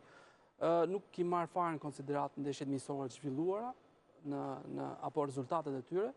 Skuadra do të ditë shfaqet krejt ndryshe në ndeshjen e parë që do të luajë në Azerbajxhan, me ato mundësi që unë besoj nuk janë më shumë se 10% që Skënderbeu të ketë shanse për të kualifikuar. Megjithatë, kemi qenë bashkë dhe kemi ndjekur, kemi qenë kolegë dikur ke Telesporti, kemi ndjekur ndeshjet e Tiranës, kur luante jashtë Shqipërisë, ishte komplet skuadër tjetër e cila kualifikohej në turën e parë të Champions League-s. Nuk besoj që Dinamo e Tbilisit apo Nova Gorica ishin më dopta, shumë më dopta. Se Defçi? Faleminderit, por skuadra e Tiranës kishte në përbërjen e saj 4-5 futbollistë që luanin me ekipin ekipin përfaqësues. Pra, kishte Dinamo Tbilisit 600.000 euro lojtar informacion. Tash po themi dhe gjë tjetër. Nefçi nuk ka lidhje me Azerbajxhanin dhe me se Nena ka shu. Po themi një ide. Ky Skënderbeu që ylli thotë që është bërë më të mirën e mundshme. Maksimumi para 3 javësh trajneri Josa thotë na duhet të bëjmë një hap cilësor për të kaluar turën e parë. Tash ti thua që 10% ka mundësi të kualifikohet Skënderbeu. Atëherë më fal. Për ta bërë këtë skuadër, ti nuk ke as lojtar që luajnë me kombëtaren shqiptare. German Liga. Ku e lukirim, si isha si grupullor me Seveqe. Arapi. Po, 28 vërsishte më rritë. Po në qofë se është lista e kombëtarësh me 20 lojtarë. Bici. Po 28 pra ishin që lutë me Norvegjin. Nivelli shqiptar, kjo është, Skënderbeu ka bërë maksimumin, ka marrë... Kush lojtari kampionatit mungon të Skënderbeu? Po. Ka lojtar tjerë me që mund të flesh. Probleme. Po sa do të bëjë 100.000 euro, ai bën 600.000 euro lojtar. Sa është buxheti Skënderbeu si Nefçi. Po mirë, pse do të pretendojmë kualifikohemi atëre? Jo, shpresa vdes e fundit. Shpresa vdes e fundit, dakor. I vetmi Qa Sefa, Sefa luti me Ballçi në Buridot. Edhe dolin finale. Dolin me Krujën Sesi dot, lutem me Tiranën, e mori shpresat. Tash me Sefa do kualifikohet. Tash morime se Lundra mbrojtjen e ka të konsoliduar siç e kishte. Mes fushor Orelesi, Lilaj, Shkëmbi, Sefa, Gilman Lika, Tomić, Morina, Peç. Qa do mos skuadra? Qofse kjo skuadër ruhet e gjitha për kampionat, Skënderbeu përsëri pretendon për titull. Për nivelin shqiptar Skënderbeu doli kampion. Por ama mos harrojmë fakt. Pero Peç ikën në Kin dhe kthehet. Më tani ju me menja që mund të jetë i gatshëm me lut futbolli. Po pritet por s'ka bërë fazë përgatitore. Po 3 ditë iko më. 3 ditë iko. Nëse fazë përgatitore. Ka filluar. Po pritet përse për 2 javë. Por për 10 ditë do luajë ndeshjet. 10 ditë më. Morina s'ka shkuar akoma me Korçën me lut. Me u njoh me skemat e trajnerit. Ylli më thotë mu që Morina lojtari më mirë kampionatit shqiptar, një nga alternativat më të mirë, ma kjo tjetër në kampionat shqiptar. Ky është futbolli shqiptar, më burti. Qa pret ta bëjmë Gjerman futbolli shqiptar? Andrea Marko ka gjë që thotë, mungon organizimi i klubeve shqiptare. Ka që ka buxhetin Skënderbeu, se ka buxheti 10 milion euro. Qa ka Skënderbeu? 10 milion euro se ka për të servitur, ka Skënderbeu. Po, më të mira në Shqipëri. Më të mira në Shqipëri Skënderbeu. Po mundësi tjetër për ta parë nga këndvështrimet nga si do të dojnë, nga gjitha. Qoftë nga interesat, qoftë nga përbërje lojtare, qoftë nga servitje. Skënderbeu stërvitet në resort që nuk stërvit as i klub tjetër. Unë jam Denike gjithë. Më të mira se të gjithë në Shqipëri. Se s'do të akuzojmë kështu pa ashtu. Po ti bësh një test sepse jo Andrea, jam dakord unë pak a shumë me ty për procesin stërvitor. Sepse të gjitha skuadrat si Kuksi, unë kam ndjenit plot, si Laçi, si Teuta, si Skënderbeu kanë filluar, ka 1 muaj gjysmë kanë filluar procesin stërvitor. Si je dakord se mund të merr parametër bëj test, shikon ti kush vrapo më shumë. Po ti për çfarë të futesh, po pse çfarë të futesh? Kur je dakord, kur më kundërshtosh me tamam, po ti ishte në procesin stërvitor. Si alla se i shoh se ja vrapojnë më shumë se ne ata. Ke bot testet ti? Si kanë bot testet? Po ti bëjnë ata që bëjnë si bëjnë, unë i shoh besoj. Kush vrapoi? Pe neshin Teutën me skuadrën e Sonës, kush ishte më mirë? Sigurisht ishte më mirë, Teuta ishte më mirë. Mirë, po ku tash i bazoj? Po flasim për Teutën, po flasim për Championship. Po edhe Kuksi ishte më mirë se Champions janë më mirë se ne gjithë. Edhe Kuksi ishte më mirë. Gjithë skuadrat. Po Champions, po më mirë. Që janë më të servitur, Allah, nga leta më profesionistë. Po janë skuadrat cilësore. 10 milion euro buxhet. Po buxheti 10 milion euro. Si të kompensosh ti? Si të kompensosh? Ai blen futbollistin 1 milion euro. Ne do t'i kompensojmë duke vrapuar më shumë, duke u servitur më shumë, se para s'kem më shumë se ata. Ai e blen një lojtar 1 milion, 2 milion euro, ti e blen 50.000 euro. Po që ashtu ke përfundu çdo gjë. Po mirë më përballesh ti më atë. Atë çfarë thotë mund të servit atëherë? Po ti po thu stërvitje, jo. Po ai që është 50.000, ai është 50.000, pse është 50.000, sepse ka këtë vlerë. Nuk vrapon shpesh, s'është i fortë, nuk ka cilësi. Po pra, po s'ka sofaj trajneri. Kjo të kompensohet me stërvitje thash. Është problemi financiar. Po pra, mirë, ti s'e ke financën. Elementi i parë është seleksionimi. Unë po mori lojtar 1 milion euro do na marr. Por ti do kompensosh diçka. Do morish pjesë në Europë. Po pse ju pretendoni që të vinë lojtar 2-3 milion në kampionatin shqiptar? Jo, të stërviten më mirë tash. Nuk thash. Unë mendoj që ato stërviten, nuk është puna se ti dyshon që nuk stërviten mirë. Jo, nuk kuptove. Ne kemi diferenca në pjesën e seleksionimit lojtar, ju tham ne. Në pjesën e cilësisë lojtarëve. Atëherë pjesa më domosdoshme. Ti si Andrea të jap 1 milion euro do morësh 5 lojtarë i kemi bind të shkëlqyeshëm. Po ti jap 50.000 euro do morësh lojtarë. Para 2 sezonash Skënderbeut ne duhet kompensojmë këtë pjesë të stërvitjes. Tash kontrata jon me Azerbajxhanin në këtë situatë ne jemi shumë më lart. Ne jemi të dorëzuar pa filluar atëherë. Këto pra është gjithë. Po jo, po tash ti thu tash jam i bind që mund të eliminohet Skënderbeu që unë jam i bind, ne kemi skuadër shumë të mirë. Skënderbeu, jam i bindur në skuadër, unë thash Skënderbeu, ta arrijë një barazim me rezultat minimal thash atje. Jam i bind, edhe të bëjmë në ndeshje. Edhe që tumbi nuk është çfarë. Mos thash gjë më atë kualifikon, thash gjë. Unë thash ke pjesë e servitës se janë dy specialistë. Kemi diferenca shumë. Ne duke mos patur lojtar cilësor, e vetmja pjesë kompensuese është servitja. Profesor Andrea, para 2 sezonesh Duro ishte trajneri i Skënderbeut. Nuk kishte asnjë sulmues. Edhe përfundoi me Dos Santos me brazilianë. Me shkëm i sulmues. Me shkëm. Jo, po ishte problemi që nuk blen sulmues për shtati tjetër gjë ajo. Po nuk blen dot sulmues më me 100.000 euro nuk gjen sulmues tamam. Ato fillon diferenca. Ne jemi të kufizuar te kjo pjesë. Qoftë ai bën 27 apo 37 lojtar me 200 apo me 500.000 euro lojtar, ne me 500.000 euro do të mbyllim gjithë sezonin. Ku zhvillohen ndeshje para jemi inferior. Fushë e lojës pastaj sulmuesi Nevçit ishte në Penca, besoj njihni gjithë. Ne në Penca me Schalke 04. Qysh aty 9 milionë euro futbollist. Edhe qoftë se ti arrit një rezultat pozitiv me Nevçin, është rasti. Po të lush 4 herë me Nevçin, po të them mundi që nuk e rref 3 herë. Mund ta fitosh një herë ose dalësh i barazim, sepse ka nivel të lartë cilësor. Kjo është Çiko që të përndeshemi në Kupat e Europës ka problematik. Për shembull, problematikat ajo që tha, e thash tim jo lojtar cilësor, jo pjesa e buxhetit të klubeve. Pjesa tjetër kush është, sepse do dalësh do ballafaqohesh. Në momentin që do ballafaqohesh ti s'do ngresh duar, do them unë jam i dorëzuar sepse kam përpara skuadrës. Ka stabilitet, ka rrit gjithë skuadrën. Çfarë duhet bëjmë më tepër Skënderbeu? Çfarë do të bëjmë më tepër? Ka rrit gjithë skuadrën që kishte vjet që doli kampion, që dominoi kampionatin shqiptar. Shiko, ne Kizmanike pra ka marrë. Jo, ke pjesë Skënderbeut jemi ke prognoza, ke parashikim, nuk kemi asnjëri nga ne nuk është i saktë.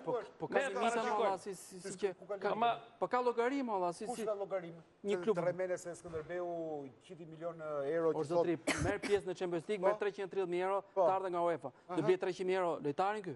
Kush Skënderbeu? Skënderbeu. Me 3 mirate këtu dhe nuk kualifikohet. Ka që vash mundësi kampionat shqiptar. Kaq është.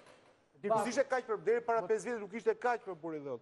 Pra, Lundra, ju thoni, ne kemi rënje, thonë ju në futboll. 30 sekonda. Jo, këtu më ditë, kemi rënje apo jo? Tirana 2003, 2007, 4 herë në Champions League, 4 herë kaloi turën e parë. Po mirë, po duhet Skënderbeu me kampionatin slovenisë. Këtë mohabet do bënim ne?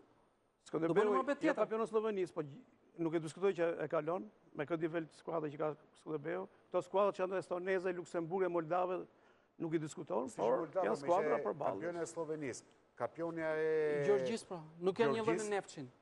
Nuk është e njëjta gjë, janë diferenca të mëdha. Do tjetër më ti taçi, unë ta thash për Nevçin që ai skuadra që Dinamo e Tbilisit nuk është skuadër. Ka pur shumë lojtarë. Nuk është skuadra, por nuk ka Skënderbeu dhe Stop që ishte Tirana para 7 vjetësh. Po më ka qenë tjetër kohë. Me Raklin. Po ke luajtur edhe me Tirana e Mamen që ka luajtur atë skuadrën kampione Dinamo Zagrebi. Po mi pra ajo është Dinamo Zagrebi. S'ke mundsi, s'ke lek. O Trida, ne i themi ne mundohemi gjithmonë të sforcojmë për të thënë gjonat. Gjërat thashun, nuk po them për të përsëritur gjërat. Ne duhet jemi shumë në pjesën e prezantimit në Kupat e Europës, ne kemi pikpyetjen më të madhe nga UEFA. Gjithë ndeshjet tona janë dyshimta. Nëse themi dot sepse mundohemi që janë dyshimta. S'kushta. Se kështu na kanë ardhur informacion nga UEFA, kur kanë ardhur gjithë. Kur ka ardhur gjithë ndeshjet që kanë. Ne në Europë nuk shkojmë për të luajtur futboll thoni. Ti shko për çfarë dush në Europë. Unë po them që domethënë në pjesën e një pikpyetje që të vjen nga UEFA, ka një domethënie se ata janë qora. Ti kur thua që UEFA mbyll syrin për të mos parë këto lloj kushte që kemi për të mos i përbolizuar kushtet e këqija që kemi, ne themi tash duhet mohojmë. Ora ja. Ka mundësi që UEFA në këto 10 vite, çfarë do lloj raportit këtë sjell, nuk ka skualifikuar asnjë ekip shqiptar për këtë gjë. Dhe kjo është më e çuditshme. Ore, ti e kupton, në pjesën që vend pikë pyetje, unë nuk akuzoj, është dyshim, sepse duhet vërtetuar. Kështu që në pjesën e kësaj ka një dyshim. Tash ti merre si do të duash dyshimin. Ndash i bëhe fakt pa e vërtetuar, ndash merre si dyshim. Po unë besoj që në këtë lloj pjese, derisa ne e kemi jashtëzakonisht vështirë, unë besoj që historia përsërit do përsërit me klubet tona. Bak. Jo, për ta ashtu Skënderbeu, domethënë, diferenca është shumë e madhe, nuk diskutohet fare. Ne jemi kap ka i Gjithmonë në letër, ha? Jo, ne jemi kap aty Azerbajxhani dhe Nefçi, e kupton? Nefçi s'ka lidhje fare me Azerbajxhanin. Fare. 10 fish i buxhetit. Mirë po, Korça ka këtë avantazh të herë, sepse nuk niset si favorite. Dhe ne, në momentet kur nuk nisemi si favorit, mund bëjmë surprizë. Asnjëherë nuk është nisë si favorit. Jo, dakor. As me Apoelin, as me Debrecenin. Me Debrecenin kishim një farë. Po jo, ne jemi ke vaza poshtë. Po jo, dakor, jo, po me Debrecenin kishim shanse reale. Kurse këtu, domethënë, mund të bëjë një surprizë. Dhe unë jam dakord me Andrean që nga janari vitit kaluar, pra që nga shkurti, e deri më sot, ne kemi një periudhë në rënje të Skënderbeut. Pra, nga që kishte siguruar titullin kampion që në fazën e parë, ato nuk bën një fazë të dytë në ngritje. Këto ndeshje miqësore, unë nuk jam dakord që nuk ndikojnë, ato sidoqoftë ndikojnë në moralin. Unë jam i bindur që Skënderbeu do jetë krejt tjetër, krahasuar me ndeshjet e miqësores. Po, tashti me të mund Kotbusi kategorisë dytë, 4-0. Kotbusi s'ka nivelin, tani mos krahasojmë futbollin shqiptar me Bundesligën 2 tani. Bundesliga 2 është si Serie A tani. Tani po nuk është Bundesliga 2 tani si Superliga. Po Bundesliga 2 është si Serie A? Po jo. E mora në mënyrë figurative më di. Po dakord, ne nuk kemi si. Po mirë pra mirë. Dgjoj, ato 16 gola që janë marrë në 4 ndeshje, ato të lënë një shihet lidhur. Ajo ç'është e tjetër. Fili se ka keq. Juvia për shembull do ishte denj për Bundesligën 2. Ja, kjo është batut, mund të bëjmë në krahasimin. Ekipet e Bundesligës 2 kanë nivel jashtëzakonshëm. Ne pra jo Kotbusi tash, se nuk është. Mo Kotbusi çfarë duket? Kotbusi e ka buxhetin rrezik 20 milionë euro, mos më shumë. Ka infrastrukturë, ka qenë në Bundesligë, ka lojtar nivelit lart. Çfarë Kotbusi kur thur për Kotbusi, mirë edhe për gjerman. E ke pasur sa vrapo në gjerman? Ke pasur çfarë servite bëjnë, çfarë trajnerësh kanë, çfarë element të rinj kanë, çfarë djem të rinj që punojnë. Futbolli gjerman është akademi. Di kush është Kotbusi tash? Kotbusi domthon sa ka qenë në Bundesligën e parë gjermanin. Po gjysmë sikur ekipin ton kombëtar dushin gjysmë lojtarë në kategoritë 2 të Gjermanisë do ishte shumë. E rëndësishme është që duke marrë shkas edhe nga tilla realitete, siç janë përballjet me skuadra si Nefçi apo gjithmonë e njëjta histori do të jetë. E rëndësishme është që duhet ndërtuar strategjia fatgjate. Pra, në momentin që firmosen kontratat, nuk duhet të jenë më kontratat një vjeçare siç funksionojnë aktualisht, paktën me lojtarë që konsiderohen të rëndësishëm dhe që mund t'i shërbejnë skuadrës, duhen paktën 3 apo më shumë vjeçare që edhe skuadrat krijojnë një lloj stabiliteti dhe në rast se është mundësia të mund përforcohet më shumë apo të mund përfitojë financiarisht nga lojtarë që do të mund largohen jashtë, siç ndodh me Sebinon Plagun, që sigurisht ne gëzojmë që një lojtar shkon atje, siguron një kontratë shumë të mirë nga ana financiare, por në këtë rast duhen parë dhe interesat e klubeve. Duke qenë nën kontratë, do të marrë edhe klubi pjesën e vet të përfitimit financiar. Ju thotë gëzohemi që shkojmë, unë për vendin time nuk gëzohem.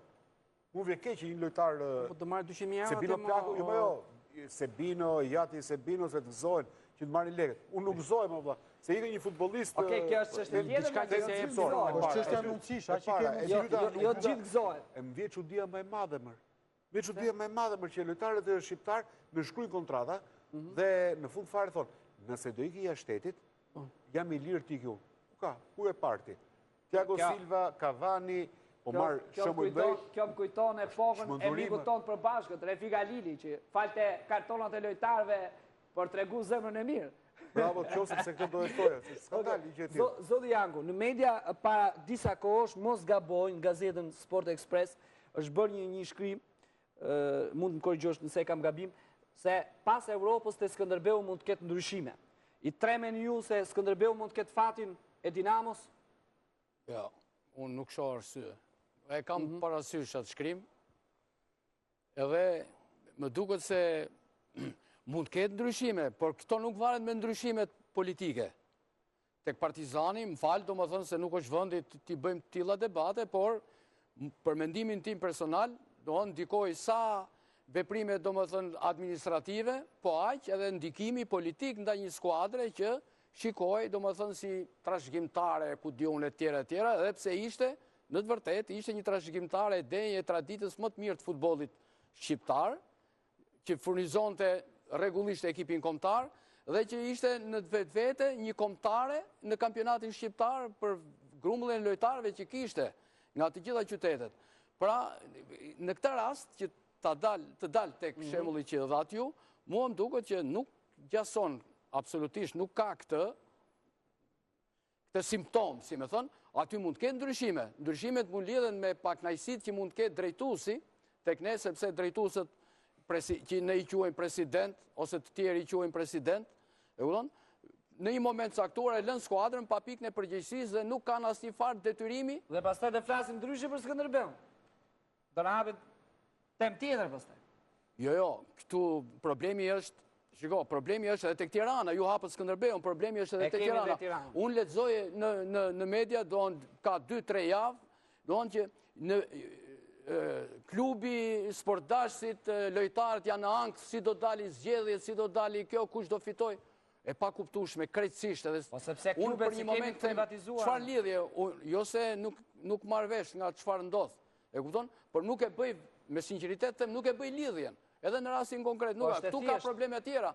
Ktu është problemi që kryebashkiaku, edhe pse është president, nuk do t'ja di fare për atë çka ndodh ke Tirana. Ka detyra, ka objekcione, ka projekte krejtësisht të tjera që nuk lidhen me Tiranën. Lidhen me punën e tij, me punën e është çështje e zinxhir kjo.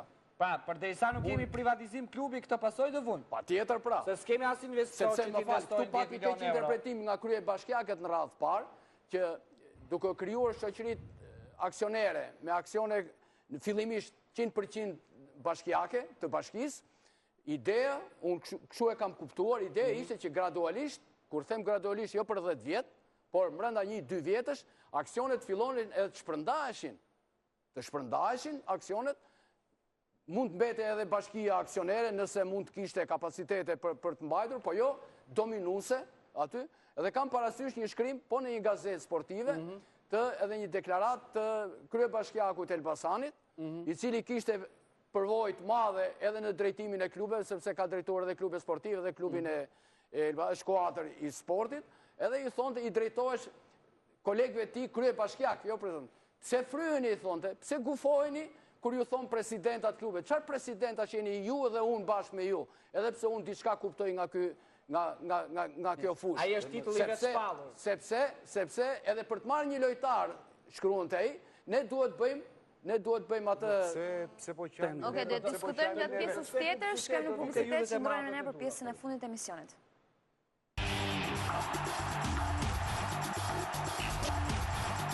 Oni, të ishtë në studio, Andrea, sepse pak më parë kërkuat fjallë. Po. Më falë... Pinu partizani? Më falë sepse më ndërpreve. Thamë që... Se mos të përmësh Tiranën prapë. Azerbajxhani paska kjo skuadra Nafçia, paska 10 milion. Ka që ishte? Po, 10 milion euro për qëtë. Tirana vlen 75 milion euro sot. Ka që kanë zirë shikën në bashkia. Atëre, kush me pasër? Shiko, jemi koshien, më thonë cili klub në Shqipëri përveç klube që marrin pjesë Kupës Evropës, ka filluar stërvitin një. Ose ka marrë, është grupi lojtare. Atëre, ne, syt edhe menin e kemi dhe në Europë. Europa po luan futbol. Ne t'jemi koshien. Ne nuk e kemi proces vjetor stërvitin në futbolin shqiptar. Ne e kemi sezonale dhe kjo prish punë. Sepse po të shikosh stërvitin, unë, jo se kisha nga eksperiencë dhe vajta pash ati ku isha, bëjnë nga 7 orë, 8 orë servite, bëjnë 10-12, deri në 3 klub, 3-5, 6 njerëzit janë profesionistë. Punojnë, kurse në Shqipëri, thot aji, nuk e di afare, e le futbolistit celularin këtë tavolina, pret në izile, thot që do bëjnë ku do shkoj, ku nuk do shkoj. Asë një ekip shqiptar nuk ka filluar servitin. E kuptoj ku jemi. Kur bota, luan, ekipet përfaqësohen, bëjnë ndeshje miqësore, përgatitur për kampionatin botror që do luajnë atje, dhe ne po flem gjumë. Atëherë më thoni për çfarë futbolli po flas? Për vetëm për këta skuadra.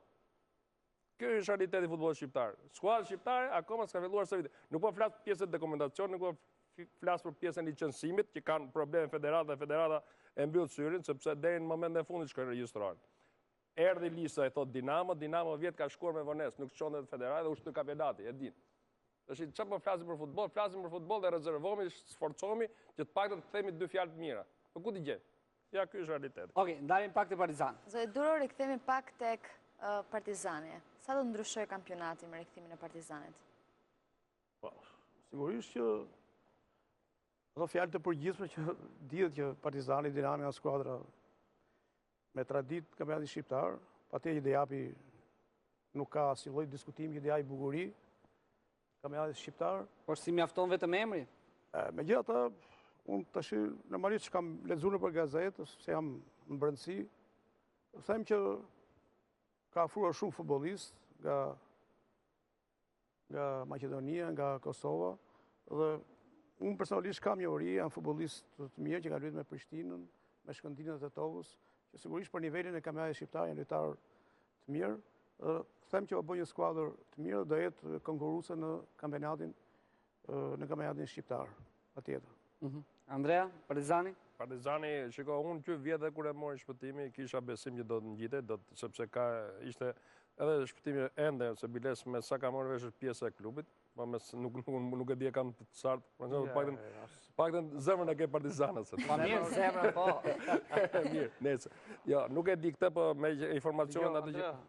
Unë, si që ti, ke zemrën që ka Partizani, se ke kontribu me format ndryshme, ke njëri më shumë, tjetër më pak, por e rëndësishme që unë nuk jam fare pjesë. Mirë, nese. Pavarësisht dëshirës time, që duhet isha aty, por ashtu me ndu. Mirë, ashtu është, jo, mirë. Shiko, këtë por dëshira ime është që Partizani nuk është në një gjë që ndoshta nuk rikthehen pra. Po, jo, nuk po. Do të them për pjesën e Partizanit, aq sa njoh dhe aq sa kam dëgjuar. Një pyetje durrës. Dhe në gjithë, domethënë, informacionin që thoshni, përveç tregut, unë besoj që kuptohet, disa lojtarë duhet i ketë aty në pjesën e kontributit, në pjesën e një, domethënë, politike, jo largimi, se sa në pjesën e një politike besoj që Partizani ka nevojë edhe për ata që kontribuan dhe vjetë në këtë moment. Por besoj që në pjesën e Mercatos kuptohet që ka një organizim klubi që është i përkryer në pjesën qoftë,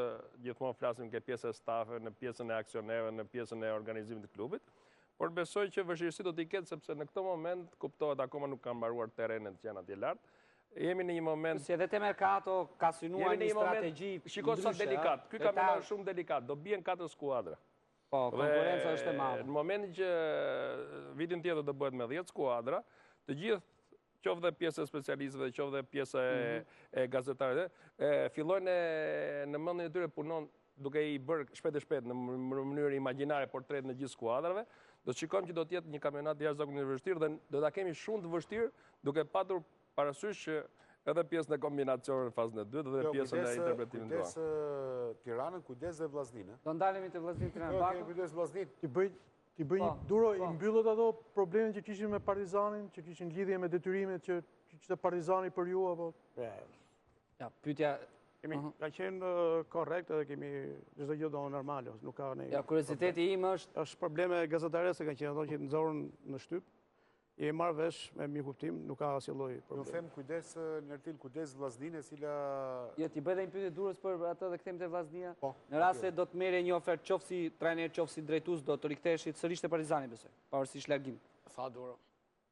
Pa unë sira ke Partizani, se më thash 3 javë komplet ke Partizani. Sara nuk kam qenë, kam thënë edhe një herë këtu në emision. Po, e keni thënë. Sara nuk kam qenë trajner ke Partizani, herë tjera kam qenë. Se mora vesh kur erdha dhe kur ika.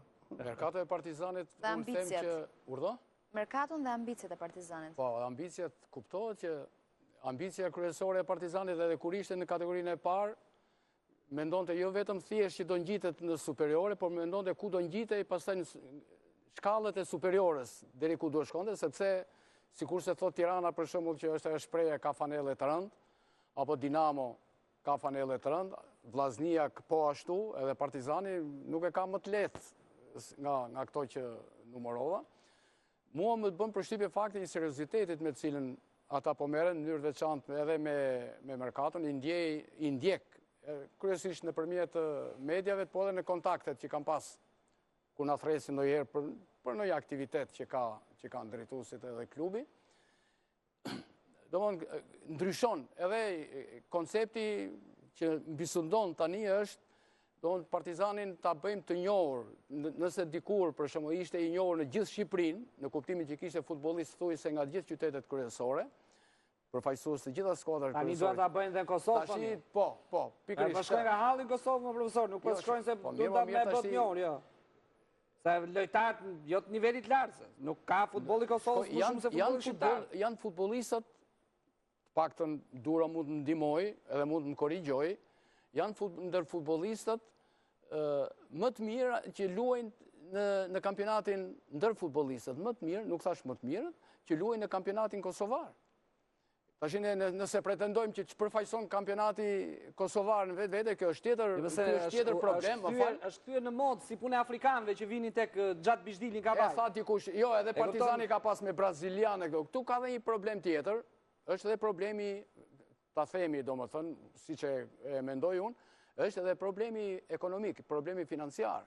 Pra lojtarët, ky grup lojtarësh që është afruar tek Partizani, janë 5-6 deri tani, po mund të shkojnë 9, sepse Ejupi, presidenti i Prishtinës, i ka ofruar 3 futbollistët më të mirë, i ka thënë që nëse nuk arrin do të lidhin kontrata në Zvicër diku tjetër, do të sjellë te Partizani. Po janë tek Partizani, sikurse edhe Gavazi, lojtari më i mirë i U19, përfaqësues kuqezi, i Prishtinës, edhe ai domethënë është ai bën në stërvitje me Borussia Dortmundit. Po nëse nuk nënshkruan atje me trinjtë e Dortmundit, ai mund të vitë tek Pjesë e Partizani. merkatos ajo është pjesë e merkatos.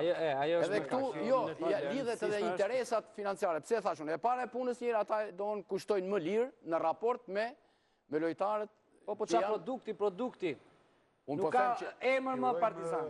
Se s'ka emër. Po tani s'do eci me emrin, Tirana me emrin do eci. Kështu ku është Tirana sot? Po mirë, pse unë them, shikoj, po them edhe një herë, kjo përbërje me këto emra që ka Partizani tashti, ndryshon edhe nuk është më Partizani që i ditës funit të lutem. Të urojmë sukses e Partizanit. Kjo është e pak diskutueshme me Lundra, sigurisht. Një futbollist nuk po ja them emrin, ta mori Korça për 2 milion lekë të vjetra më shumë. Pra sa doli lajmi që do e marri Partizani, ta mori Skënderbeu. Pra Partizani po bën një skuadër me mendimin personal, me çmime të ulta, me plan afatgjat. Me plan afatgjat për të ecur më tej, por që mendimin personal është Partizani të mbijetoj këtë vit. Me këtë skuadër që ka. Pavarësisht fakti që thotë ne do hymë do mendoj për titull kampion ose Kupat e Europës. Problemi është ky. Ky e Jupi, presidenti i Prishtinës, ka çuar letër bashki do të blej Tiranën. Apo si dini edhe të? Da fuqizoj Partizani. Po qëse do blej Tiranës dhe japi Gavaca i Partizanit. Mua pëlqen, por një skuadër kosovare ne dim çfarë futbollistësh ka. Më pëlqen Partizani sepse ka një organizim, për shembull, si vetmi klub që ka 20 dhënës shtypi. Dhe nga pikpamja e strukturës. Sa për këto çmimet e ulta që tha Lundra, mua më vjen shumë mirë sepse ky kampionat shqiptar nuk meriton çmime më të larta. Dhe ka ardhur koha që tulen çmimet e futbollistëve, sepse nuk kanë nivel për të marrë ato 100.000 euro apo kjo çështje personale vetëm. Jo, dakord pra, po ne e shikojmë. Ne tani po diskutoni financë. Ne shpallet Partizani kampion me 3 lojtar të Prishtinës. A thamë që është vendi Shqipëria renditet e 47-a? Atëherë, ky nivel kampionati, a meriton çmime rroga më të larta se kaq? Kështu që unë nga kjo pikpamje, jap të drejtë Partizanit që të vë një standard rrogash të ulta. Rrogat e larta dhe të ulta i vendos treku, kërkesa dhe oferta. Nga ana institucionale mund të ketë vetëm një standard që tjetë që klubet vendoset kriteri financiar, nuk mund të lejon dalin me bilans negativ në fund sezonit. Në qoftë se kjo vendoset, sot është ligji i shoqërive aksionere, që në qoftë se një shoqëri del me 200 veta stadium, pa sponsor, ta vazhdoj. Me ligjin për shoqëritë aksionere, në qoftë se një shoqëri del 3 vite me bilans negativ, është detyruar që organet tatimore shpallin falimentin. Dhe kjo është pika që falimentu të gjithë ekipet. Nga duhet filluar për të vendosur një standard përse takon rrogave të larta për të ulta që po ta bëjmë pyetjen, ky nivel kampionati meriton rroga të larta. Mos zhvendosen duke vendosur kontrata fiktive dhe të merren për të sa takon institucionalizimit të klubit. Të investojnë në infrastrukturë, të investojnë tek ekipet e moshave, që ne gradualisht ndërtojmë atë piramidën se si duhet të funksionojë një klub. Tek Partizani, më pëlqen ideja siç e tha Nertili që po punohet me një lloj strategjie me kontrata afatgjata. Është e pamundur që në sezonin debutues fillosh dhe të konkurrosh me klubet cilat kanë një lloj tradite. Skënderbeu ka krijuar tashmë grupin e saj. Flamurtari po gjithashtu po profilizohet dhe mërkurën që të dalin stërvite do të jetë një skuadër që do të jetë realisht pretendente aty me jo, po ka arrit marrëveshje me Ilion Likën, me Erjon Dushkun, me Rajovicin, me Bratic, me Lena, me Zeqiri, me Veliu, me Melli, me Riba, Smajli. Ata një skuadër që do të jetë për titull kampion. Jo, Flamurtari hy tamam. Dhe s'është mos si Skënderbeu. Jo, Skënderbeu Se vjet nuk ishte i fortë Flamurtari në përbërje me këto? Jo, ishe në opozit, ishe në opozit. Po jo, më s'ka bëj fare. Të marrësh Dushku i qytetari kombëtares, të marrësh Ilion Ligën portierin e kombëtares. Do thotë që je forcuar, nuk je dobësuar. Marko. Dëgjoj, është shumë interesante, po të kthehemi pak dhe të jemi koshient për atë çfarë shohim. Do shikojmë në klubin, ish klubin Dinamo stërvitet Kastrioti, stërvitet Kuksi, stërvitet Dinamo, stërvitet Partizani, stërvitet Puka. E kuptoni për çfarë futbolli po flasim? Ju të shi, po sforconi jo kaq lek. Ne jemi një klube shumë, ajo që vini shumë e mirë, jemi klube shumë të varfra, të jemi koshient, dhe nuk është turp se jemi të varfra, por duhet menaxhojmë këtë lloj mundësie, këtë lloj hapësire që na krijon pjesë e futbollit, pjesë e në një donacioni ose në se po të bësh llogari një herë 4 vjet bëhen zgjedhje në Shqipëri, po e disa para harxhon, ta harxhoshin këto për futbollin edhe një herë 4 vjet zgjedhjet e bashkisë, do ishim e disa para janë harxuar. Një herë 2 vjet. Gjysma të atyre çereka do ke futbollin. Kishim vetëm 2 klube që kishin komplekse stërvitore, Dinamo dhe Partizani, dhe sot e kemi shkatruar ato. Por dash. Do të marrë flasim pak për gjendjen e Tiranës.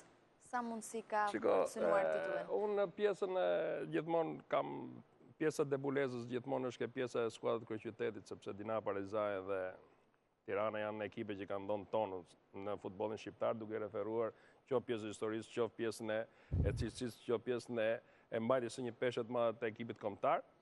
Besoj që në këto momente kuptohet që sidomos vjet një përfaqësim jo dinjitoz i Tiranës, i cili për mendimin tim fillonte që me ardhin e Tranjet, që me grumbullimin e lojtarëve, që në organizimin e klubit me administratorët. Po flasim një gjë që më shumë më duket se edhe politika e ka ngatruar pak atë pjesën e Tiranës, duke ju referuar faktit e ndryshimit të kreut të bashkisë, ku kam parasysh që gjithmonë Tirana ka qenë klub nën varësi të bashkisë. I harruam ato donatorët, Elsaedin e shkret, ramet pas ose donatorët e tjerë, 4 donatorët, 4 donatorët dhe donatorët e tjerë, të cilët për mendimin tim ka qenë forcë, sepse kam parasysh që është kulmi i Tiranës ka qenë kur këta kanë qenë në krye, qoftë presidenca, qoftë Elsaedi, qoftë edhe ka qenë kriza ekonomike në atë. Jo, krizë ekonomike. Ka qenë atë kohë. Krizë ekonomike varet si e mbartë, sepse tash po hyn asaj pjesës tjetër. Unë këtë edhe unë them që në qoftë se do të kishte një mënyrë tjetër menaxhimi Tirana, se Taçi di më mirë këto gjëra, se Taçi në 3 fjalë Tirana thot, sepse kështu që unë besoj që Tirana e ka të vështirë përsëri. Për mendimin tim.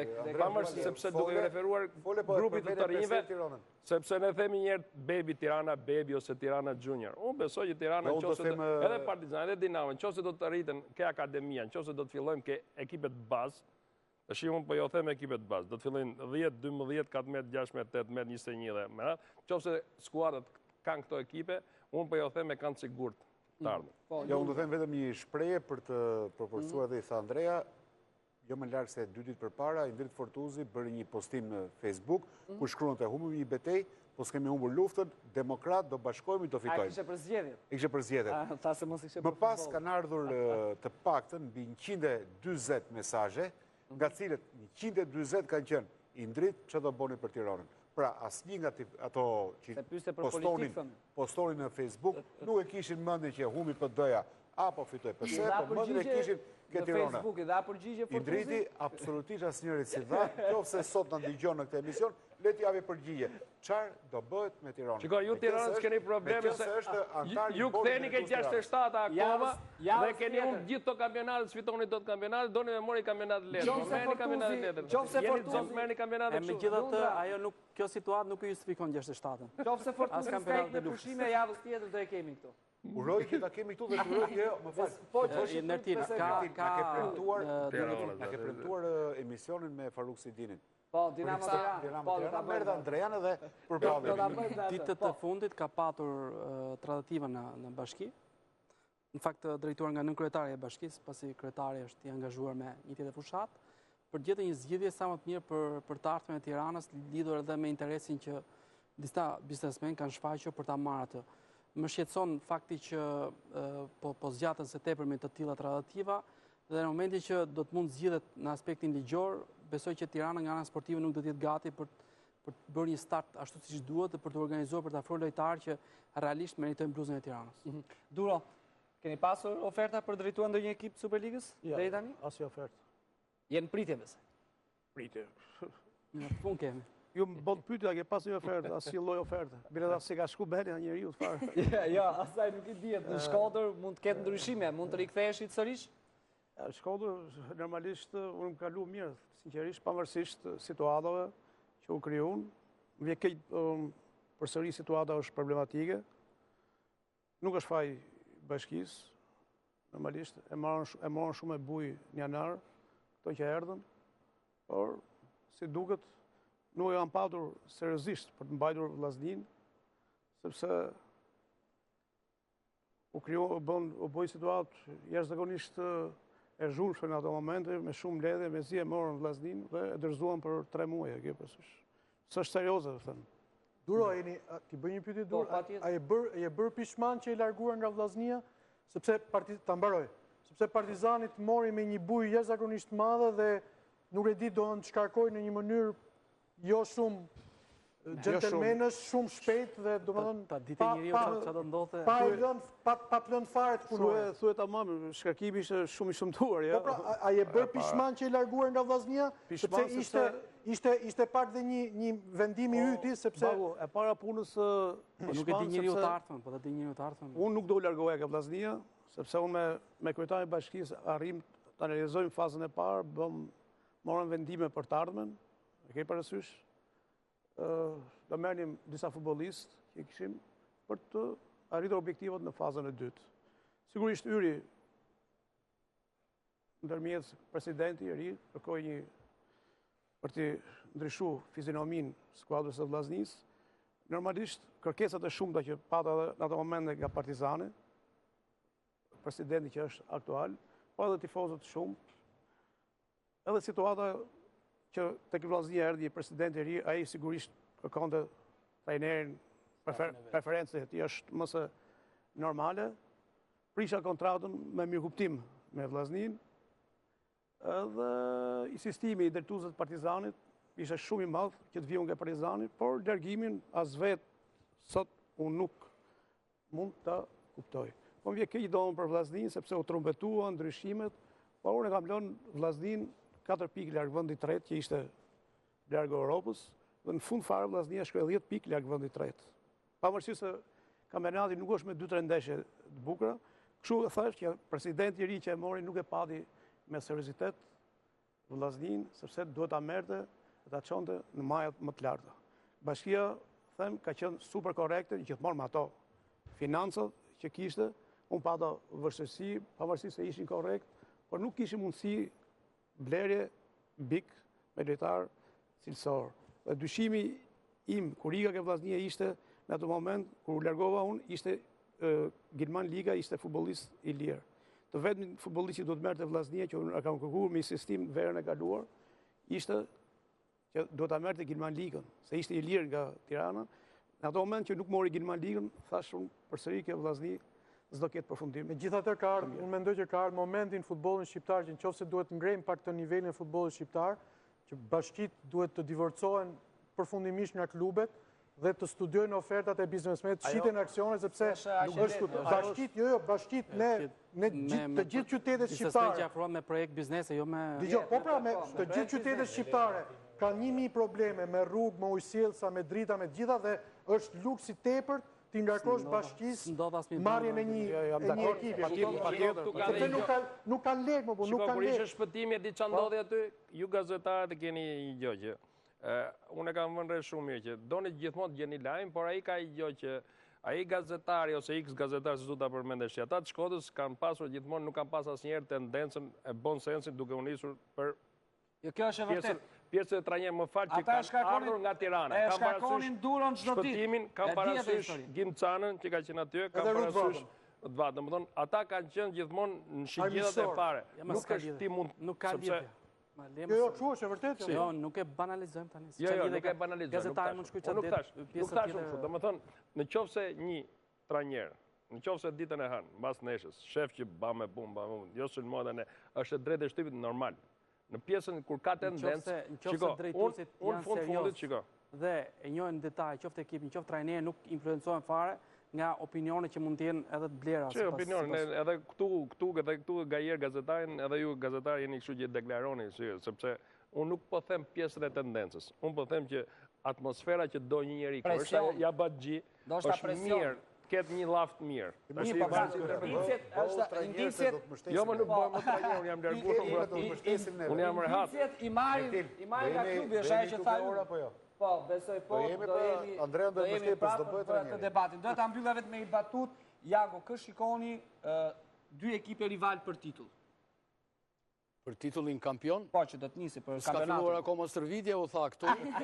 Më thoni dy në letër, se ne gjithon letër klasim. Jo, bëjmë i serios. Batuta, po, do në që të thuash dy... është ende herë. Jo, sepse e pare punës një herë nuk ka filluar stërvitja, po më shumë se nuk ka filluar stërvitja, se dhe ajo prap nuk është... Problemi është nuk dim akoma skuadrat, përbërin e skuadrat, strukturën e skuadrave, të akoma skuadrat janë hava. Kur të dalin listat, kur të dali themun përbërje e skuadrës, atëre unë filloj edhe i peshoj, do më thënë, edhe mund të them që mund tjetë kjo ose jo skuadrat. Në letër si janë skuadrat dhe nisu nga pritshmërit, Skënderbeu, Flamurtari, Kuksi. Edhe Kuksi. Kuksi, qoftë se kalon 2 ture në Europa League, Kuksi është pretendent numër 1 për titull kampion. Okej, mbyllim këto. Kemi ardhur pra në fund të emisionit dhe për mbrëmjen e sotme. Zoti Janku, ju falenderojmë që ishte pranishëm. Faleminderit zoti Janku. Faleminderit Duro, faleminderit dhe ju zoti Marko, faleminderit Baku, faleminderit Lundra, faleminderit Ylli Aga. Nderuar rishikues, do të ritakohemi javën e ardhshme me një tjetër temë shumë interesante. Ritransmetimi jonë është nesër në Channel One, po ashtu mund na shkruani edhe në faqen tonë në Facebook Sport Debat. Bashkë natën e mirë. Natën e mirë.